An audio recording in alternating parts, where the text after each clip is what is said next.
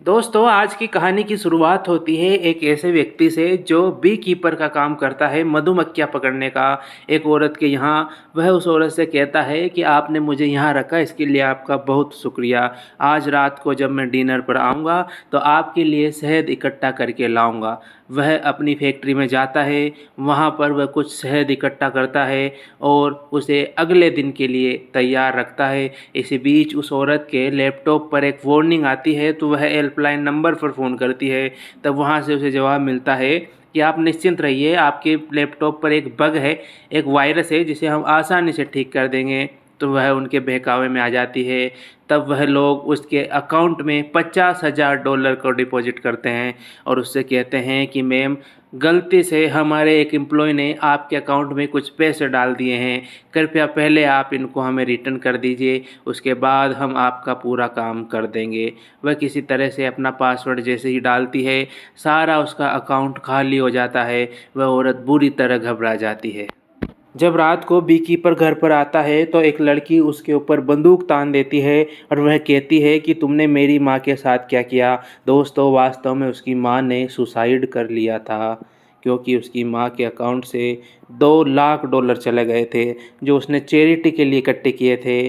तब bee keeper कहता है कि इसमें मेरी कोई गलती नहीं है। उस लड़की को भी आखिर में पता चल जाता है कि यह वास्तव में उसकी गलती नहीं है।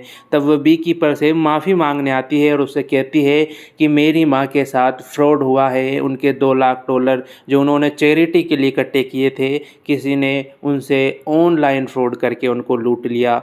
अब बी कीपर एक एजेंसी में फ़ोन कर कर उस कंपनी का एड्रेस पता करता है और वहाँ पर जाता है। 2 गार्ड उसे रोकते हैं लेकिन वो रोक नहीं पाते हैं। इसके बाद में एडम अंदर जाता है। अंदर जाकर वह वहाँ बैठे लोगों से कहता है कि तुम अच्छा नहीं कर रहे हो, जिसे बचना है अगले 2 मिनट में यहाँ से चले जाए। लेकिन कोई उसकी बात नहीं समझता है। इसके बाद में वह पूरी बिल्डिंग में तेल डालकर उसमें आग लगा देता है और वहाँ पर एक वर्कर को पकड़ता है। दूसरी ओर एक फ़ोन जाता है मेट नाम के एक अमीर लड़के को और उसे पूरी कहानी पता चलती है। तब वह अपने गार्ड से कहता है कि मैं इसकी जड़ तक जाना चाहता हूँ और जो भी इसके पीछे है, मैं नहीं चाहता कि वह ज़िंदा रहे। दूसरी ओर एमा इस केस को इन्वेस्टिगेट कर रही होती है।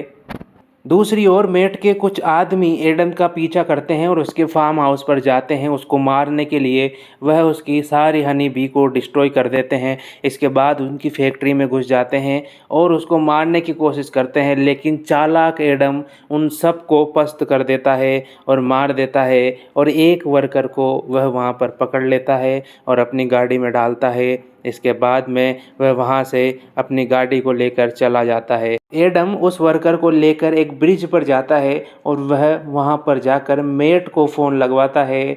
वह वर्कर कहता है कि यह आदमी बहुत ही खतरनाक है, इसने पूरी फैक्ट्री को तबाह कर दिया है और यह मुझे भी मार देगा। इसके बाद एडम उसे मार देता है और मेट से बात करता है कि तुम जो भी हो, मैं तुम्हें पकड़ लूँगा।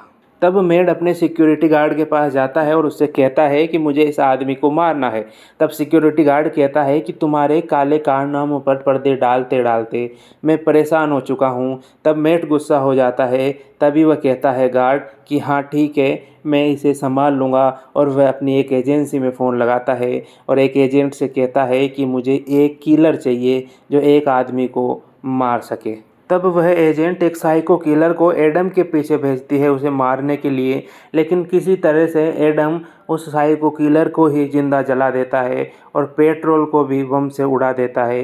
इसके बाद में वह उसका अंगूठा काट कर अपने साथ ले जाता है। तब वह एजेंट कहती है कि हम इस पचड़े में नहीं पड़ना चाहते। इसी बीच एमा को पक्का यकीन हो जाता है कि हो ना हो ये काम एडम ने ही किया है, क्योंकि उसे कुछ सबूत मिल जाते हैं उस पेट्रोल पंप पर। दूसरी ओर एडम का सिक्योरिटी एक पूरी टीम बुलाता है और उनसे कहता है कि मुझे एक आदमी को मारना है, तुम सब इसकी फ़ोटो अच्छी तरह से देख लो, तुम्हें इसे ज़िंदा नहीं छोड़ना है। दूसरी ओर एडम उन कटे हुए अंगूठों को लेकर कुछ फैक्ट्रियों के अंदर जाता है और वहाँ वह डैनफोर्ड नाम की कंपनी से जुड़ी हुई सभी कंपनियों की सारी जानकारी अपनी पेन ड्राइव के अंदर ले लेता है। दूसरी ओर एमा एक हाई कमान ऑफिसर्स की मीटिंग अरेंज करती है, जिसमें वह बताती है कि एडम नाम का एक आदमी मेट को मारना चाहता है और मेट के तार प्राइम मिनिस्टर से जुड़े हुए हैं। तब वह अधिकारी सदमे में आ जाते हैं। दूसरी ओर मेट की एक कंपनी को बचाने के लिए फौज की पूरी टुकड़ी लगा दी जाती है। फौज का एक हाई कमान अफसर मेट के उस वर्कर के पास आता है और उससे कहता है कि तुम्हें ये फैक्ट्री खाली करनी चाहिए, लेकिन वो उसकी बात नहीं सुनते हैं। दूसरी ओर एडम नीचे खड़े कुछ फौजियों के पास आकर कहता है कि तुमने अपने डाटा में मेरा वज़न कम लिखा है। तब वह समझ जाते हैं कि ये एडम ही है।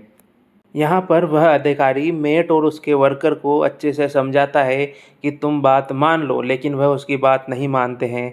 एडम अंदर पहुँच जाता है, वहाँ पर गोलीबारी होती है और ज़्यादातर लोग मारे जाते हैं। इसके बाद में एडम उस वर्कर को पकड़ लेता है और उससे कहता है कि मुझे तुम्हारे बॉस को देखना है। तब वह कहता है कि मेरे पास केवल उसकी फ़ोटो है। तब वह उसे उसकी फ़ोटो दिखा देता है और उससे कहता है कि मैं इससे कभी भी नहीं मिला हूँ। यहाँ पर गुस्साए एडम का सिक्योरिटी उससे कहता है कि मुझे तुम्हारी सारी करतूतों के बारे में तुम्हारी माँ को बताना पड़ेगा। तब वह उसकी माँ को फ़ोन लगाता है और उसकी माँ वास्तव में अमेरिका की प्रेसिडेंट होती है। तब वह उससे कहती है कि इसे तुम ही संभालो। दूसरी ओर एमा फिर से मीटिंग अरेंज करती है और वह अधिकारी को बताती है कि अगला हमला प्रेसिडेंट पर हो सकता है। तो वह अधिकारी प्रेसिडेंट को पूरी तरह से सिक्योर करने के लिए पूरी फौज लगा देता है। एक दिन मेट और उसकी माँ को मिलवाने के लिए एक मीटिंग का अरेंज किया जाता है। एडम को पता चलता है तो वह भी वहाँ पर आ जाता है।